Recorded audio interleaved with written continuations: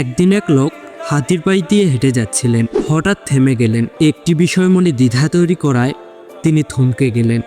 তিনি দেখলেন এত বড় প্রাণীগুলোকে শুধুমাত্র পায়ে একটি ছোট্ট রশি দ্বারা বাঁধা হচ্ছিল। কোনো মোটা চেন বা যে কোনো সময় চাইলেই এটি ছিঁড়ে তারা মুক্তভাবে চলে যেতে পারে, কিন্তু বিশেষ কোনো কারণে তারা এটি করে। এই কারণটাই তাকে ভাবাচ্ছিল।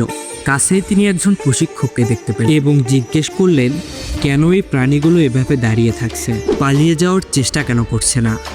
তখন প্রশিক্ষক উত্তরে বললেন, যখন তারা খুব ছোট ছিল তখনও তাদের এই সাইজের দড়ি দ্বারা বাঁধা হাতিগুলোকে বেঁধে রাখার জন্য ওই সময়ের সাইজের জন্য তা যথেষ্ট ছিল। বড় হতে হতে তারা ধারণা করতে থাকে এই দড়ি তাদের নিয়ন্ত্রণ করতে সক্ষম, পালিয়ে যাওয়ারও কোনো প্রচেষ্টা করে না। লোকটি খুব অবাক হয়েছিল। এই প্রাণীগুলো চাইলেই তাদের বন্ধন থেকে বেরিয়ে যেতে পারত, কিন্তু তারা পারবে না।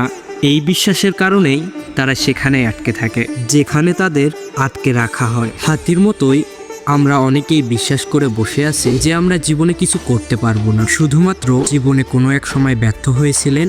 এই কারণে এখান থেকে বেরিয়ে আসতে হবে। বিশ্বাসই আমাদের সফলতার দ্বার প্রান্তে নিয়ে যাবে। ব্যর্থ হলো শেখার একটি অংশ। জীবন সংগ্রামে কখনো হাল ছেড়ে দেওয়া উচিত নয়।